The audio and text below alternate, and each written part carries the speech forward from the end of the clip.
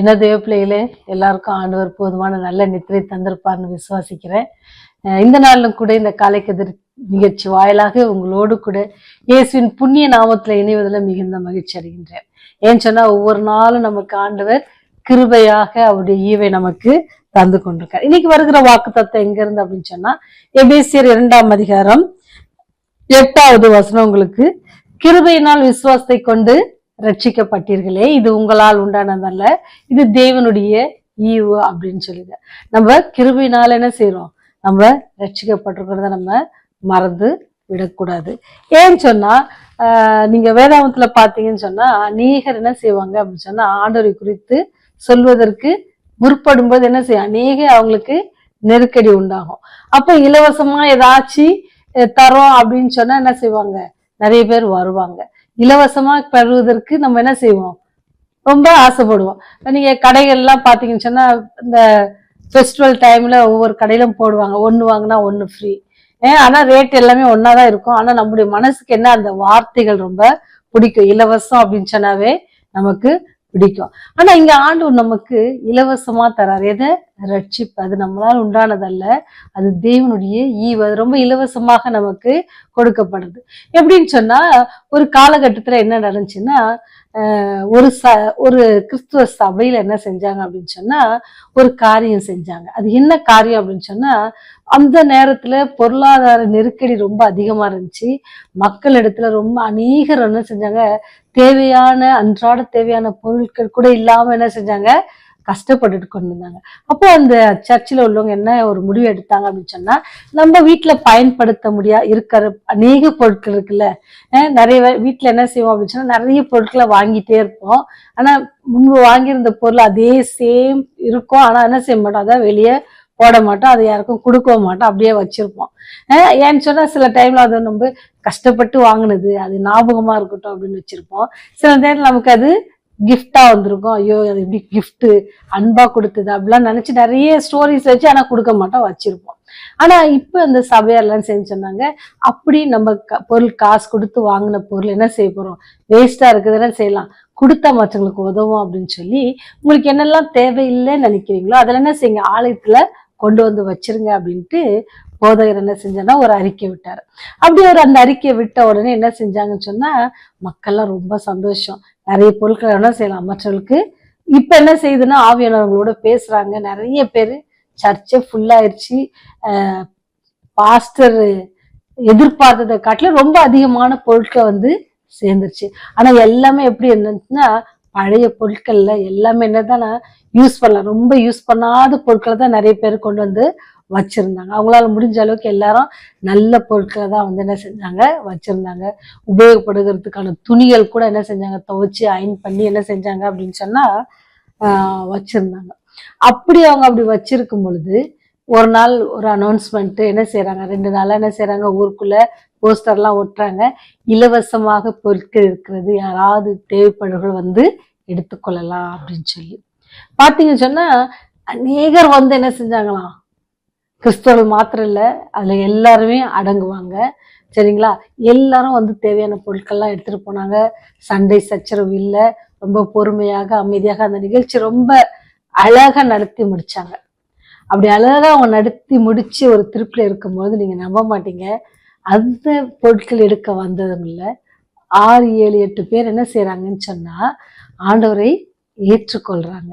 இலவசமாக நம்ம இதை பெறுறோம். ஆனா ஆண்டவர் அவங்க என்ன செஞ்சாங்க, தங்களுடைய சொந்த இரட்சகராக ஏற்றுக்கொண்டாங்களாம். ஆண்டவர் வந்து இன்னைக்கு நமக்கு கொடுக்கறது என்னதான், இலவசமா தரேன். அவர் எப்போ 2000 ஆண்டுகளுக்கு முன்பதாக என்ன செஞ்சிட்டாங்க, இலவசமாக நம்ம என்ன செஞ்சாங்க, மீட்டு கொண்டாங்க. அவருடைய ஜீவனை கொடுத்து என்ன நம்மை கிரயத்துக்கு நம்மை கொல்லப்பட்டாங்க. எப்படி நம்ம விலை கொடுத்து வாங்கின பொருட்களை இலவசமா கொடுத்தோமோ அதே போல அவர் தன் ஜீவனை கொடுத்து நமக்கு என்ன செஞ்சாரு,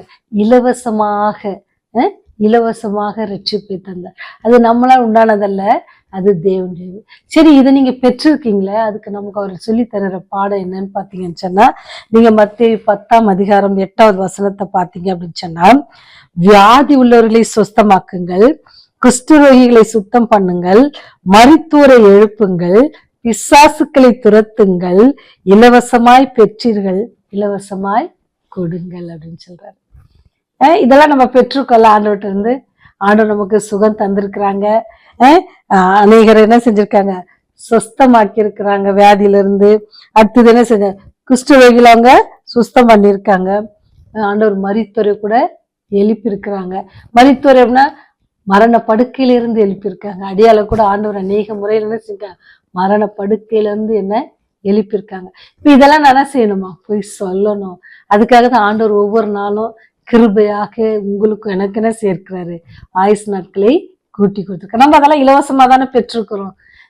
ஆண்டுகிட்ட ஏதாவது பே பண்ணியிருக்குமா, இல்லை. ஆனா அவர் நம்ம என்ன செஞ்சிருக்காரு, கிரயத்துக்கு கொல்லப்பட்டிருக்க நமக்கு அவர் என்ன செய்யறாரு, இன்னும் கூட அவர் தொடர்ந்து நமக்கு செஞ்சிட்டு இருக்காரு. அப்படி பெற்றுக்கொண்ட எல்லா ஆசீர்வாதங்களுக்காகவும் ஆண்டவருக்கு என்ன செய்யணுமா, போய் சொல்லணும் நம்ம அப்படின்ட்டு ஆண்டவர் உங்ககிட்ட இருந்து என்கிட்ட எதிர்பார்க்கிறாரு. சரிங்களா? அப்போ அந்த எதிர்பார்ப்புக்கு நம்ம நிறைவேற்றணுமா வேண்டாமா? ஏன்னு சொன்னா ஜீவனை கொடுத்து மீட்டு கொண்டிருக்கிறாரு. அவர் நம்ம கிட்ட அன்பா சொல்றாரு, நான் உங்களுக்கு இலவசமா கொடுத்துருக்கேன், நீங்களும் அதை இலவசமா பெற்றிருக்கீங்க. அதை போய் சொல்லுங்க, அதை போய் செய்யுங்க. யாராவது வியாதியா இருந்தாங்கன்னா போய் பாருங்க. நீங்க வேதாந்தத்துல பாக்குறீங்கல்ல, ஆண்டவர் வருகின்ற போது அவர் சொல்லுவார்ல, நான் காவலில் இருந்தேன் என்னை கண்டீர்கள், நான் வியாதியா இருந்தேன் என்னை பார்த்தீங்க, நான் பசியா இருந்தேன் எனக்கு ஆகாரம் கொடுத்தீங்க, நான் ஆடை இல்லாம இருந்தேன் எனக்கு ஆடையை கொடுத்தீங்க. இதெல்லாம் சொல்லுவார். அப்ப அவங்க எல்லாரும் என்ன சொல்லுவாங்க, மீட்கப்பட்டவங்க என்ன சொல்றாங்க, ஆண்டவரே நாங்களே எப்ப அதெல்லாம் எப்ப நாங்க உமக்கு செஞ்சோம் அப்படின்ட்டு கேட்பாங்க. அவர் சொல்ற, இந்த சிறியாரில் நீங்கள் யாருக்கு இதை செய்யலாம், அது எனக்கே செய்தீர்கள் அப்படின்னு சொல்லுவார்.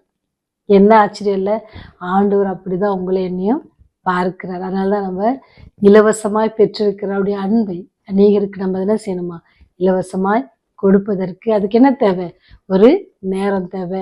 அது எந்த வகையாதாக இருக்கலாம். சரிங்களா? அது எந்த வகையிலாலும் உங்களுடைய தேவனுடைய அன்பை நீங்க மற்றவர்களுக்கு வெளிப்படுத்துங்க. இந்த நாளை கூட நீங்க என்ன செஞ்சுக்கலாம், எடுத்துக்கலாம். விசேஷமா இந்த மாதம் முழுவதும் ஆண்டோடைய அன்பை குறித்து அல்லது ஆண்டோடைய அதிசயத்தை குறித்து ஆண்டோடைய வழிநடத்தலை குறித்து யார்கிட்டயாவது ஒருத்தர் ஷேர் பண்ணுங்க. அதுவே பெரிய ஊழியமாக இருக்கும். அதுவே தேவனுடைய அன்பை நீங்கள் மற்றவர்களுக்கு சொல்வதா இருக்கும். ஒருவேளை அநேக நாட்களாக வெக்கப்பட்டுட்டு சில காரியங்கள் நம்ம யார்ட்டையும் ஷேர் கூட பண்ணியிருக்க மாட்டோம்ல, இப்போ இந்த நாள்ல தைரியமா இலவசமா பெற்றுக்கொள்ள அது தைரியமா சொல்லுவோம். எப்படி இந்த கடையில இலவசமா தராங்க, அங்க போனீங்கன்னா ஒரு புடவை எடுத்தா 4 புடவை கூட தராங்கன்னு அந்த மெசேஜ் எல்லாம் எவ்வளவு ஃபாஸ்டா நம்ம என்ன செய்யறோம், ஸ்ப்ரெட் பண்றோம்ல. அதே போல ஆண்டவர் நமக்கு இலவசமாக கொடுத்திருக்கிற ரட்சிப்பை பெற்று அநேக ஆசீர்வாதங்கள், அது நிமித்தம் அநேக ஆசீர்வாதங்களை அவரை ஏற்றுக்கொண்டது நிமித்தம், அவரை விசுவாசத்தை நிமித்தம் அநேக ஆசீர்வாதங்களை அனுபவிச்சிருக்க நாம் என்ன செய்யணுமா, மற்றவர்களுக்கு இலவசமாக கொடுக்க, அவருடைய அன்பை வெளிப்படுத்த நீங்க என்ன செய்யணும், உங்களை ஒப்பு கொடுங்க. தேவன் உங்களோடு கூட இருப்பார், உங்களை வழி நடத்துவார், ஜெபம் செய்வார். எங்களை அதிகமாய் நேசிக்கிறவரே, ஜீவனை கொடுத்து மீட்டு கொண்டவரே, ஆண்டவரே இலவசமா எங்களை ரட்சித்தவரே, உமக்கு நன்றி செலுத்துகிறோம் தகப்பனே. ஆண்டவரே அப்படி அன்புக்கு அளவே இல்லை என்பதை நாங்கள் உணர்கிறோம். அந்த கல்வாரி சிலுவையில் ஆண்டவரே எங்களுக்காக நீர் அந்த ரத்தத்தை சிந்தும் பொழுது கூட ஆண்டவரே, இவர்கள் செய்கிறது இன்னதென்று அறியார்கள், பிதாவே இவர்களை மன்னியும் என்று சொன்ன அன்பின் தகப்பனே, எங்களுடைய பாவங்கள் எல்லாவற்றையும் மன்னிக்கிறவரே, தயவாய் உடைய பாதத்துல பாதம் தொட்டு கெஞ்சி மன்றாடி நிற்கிறோம் சுவாமி. எங்களை கண்ணீர் மணி போல பாதுகாக்கிறவரே, உண்மை நன்றி செலுத்துகிறோம். எங்களுடைய தேவைகள் எல்லாம் சந்தித்து வருகிற அதற்காக நன்றி செலுத்துகிறோம். ஆண்டவரே இந்த வேளையிலும் கூட ஆண்டவரே விசேஷமாக மனபாரத்தோடு இருக்கிற பிள்ளைகளுக்காக செபிக்கிறோம் தகப்பனே. வியாதியில கஷ்டப்படுகிற பிள்ளைகளுக்காக செபிக்கிறோம் ஆண்டவரே. பண பிரச்சனையில கஷ்டப்படுகிற பிள்ளைகளுக்காக செபிக்கிறோம். வேலைக்காக காத்து கொண்டிருக்க பிள்ளைகளுக்காக செபிக்கிறோம். கர்த்தாவே எல்லாவற்றையும் நீங்க பொறுப்பேற்றுக் கொள்ளுங்க சாமி. உம்மால் ஆகாத காரியம் ஒன்றுமில்லை ராஜா. ரட்சிப்பையே இலவசமாக கொடுத்த தேவன், மீது எதையும் கொடாமல் இருப்பீரோ, இந்த ஜீவனையே நீ எங்களுக்கு கொடுத்திருக்கீங்களே, மீது எதையும் எங்களுக்கு கொடுக்காம இருப்பீங்களோ என்று சொல்லி நாங்களே எங்களை ஆராய்ந்து பார்த்து ஆண்டவரே நாங்கள் விசுவாசத்தில் அதிக பலப்பட, உண்மை விசுவாசிக்க, உடைய அன்பை எப்பொழுதும் பற்றி கொள்ளுகிற ஒரு பிள்ளைகளாக இருக்க கிருபை செய்யுங்க சாமி. தொடர்ந்து நாள் முதல் எங்களோடு கூட இடைப்படுங்க. போக்கிலும் வரத்திலும் கைட்டு செய்கிற எல்லா காரியத்திலும் உடைய நாமத்துக்கு மகிமையாக ஜீவிக்க கிருபை செய்யுங்க. உடைய ராஜ்யம் வரும்பொழுது எங்களை நீத்தள்ள வேண்டுமாய் இயேசுவின் வழியாய் ஜெபிக்கிறோம் ஜீவனுள்ள பரலோக பிதாவே. ஆமென், ஆமென்.